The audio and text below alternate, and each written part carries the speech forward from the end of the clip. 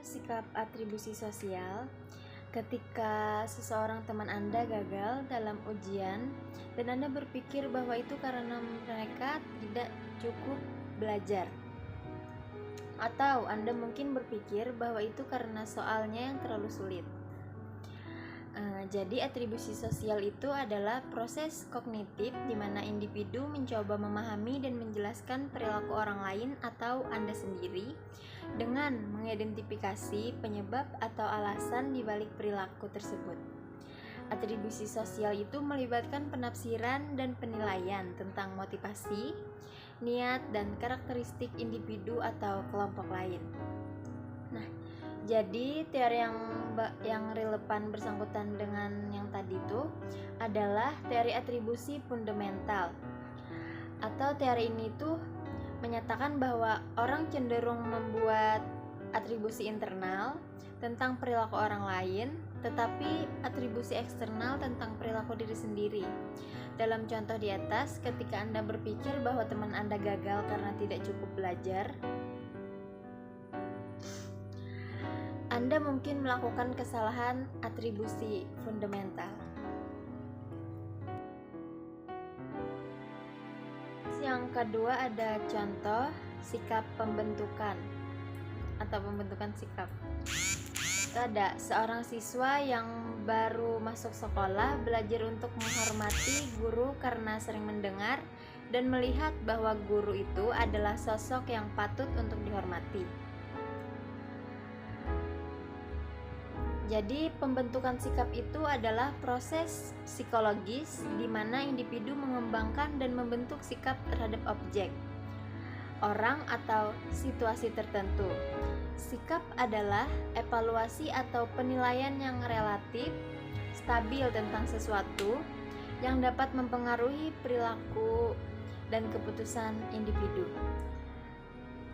Jadi teori yang mendukung materi tadi adalah teori pembelajaran sosial dari Albert Bandura. Ia menyatakan bahwa sikap terbentuk melalui proses observasi dan peniruan terhadap model. Dalam contoh ini, siswa meniru sikap teman-temannya yang menghormati guru, lalu membentuk sikap serupa.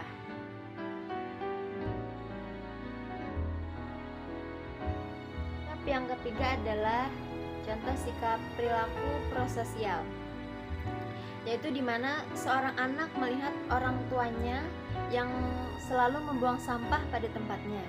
Anak tersebut kemudian membentuk sikap yang positif terhadap kebersihan lingkungan dan selalu membuang sampah pada tempatnya.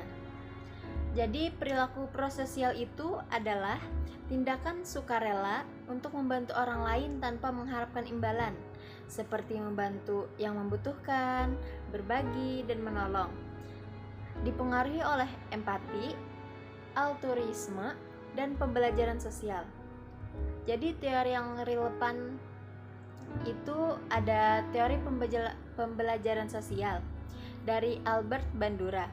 Dalam teori ini, anak tersebut belajar melalui observasi dan imitasi orang tuanya sehingga membentuk sikap yang positif terhadap kebersihan lingkungan. Keempat, ada sikap agresi.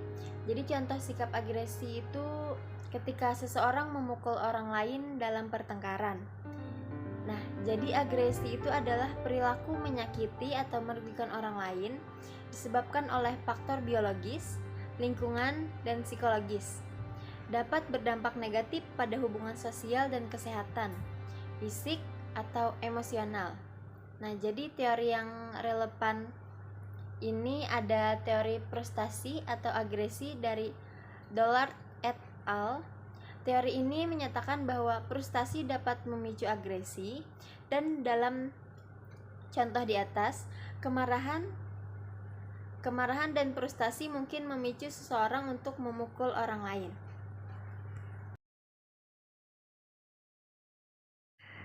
Yang kelima, ada contoh sikap dinamika kelompok, yaitu seseorang anggota tim kerja yang aktif berpartisipasi dan diskusi dalam memberikan kontribusi pada proyek. Jadi, dinamika kelompok itu adalah proses interaksi dan perubahan dalam kelompok yang dipengaruhi oleh faktor-faktor seperti komunikasi, kepercayaan, dan kohesi yang mempengaruhi kinerja dan hubungan antar anggota. Jadi, teori yang relevan sama contoh yang tadi adalah teori dinamika kelompok dari Kurt Lewin. Teori ini membahas bagaimana interaksi dan dinamika dalam kelompok dapat mempengaruhi kinerja dan hasil kerja. Dalam contoh yang tadi, partisipasi aktif anggota tim dapat mempengaruhi dinamika kelompok dan hasil proyek.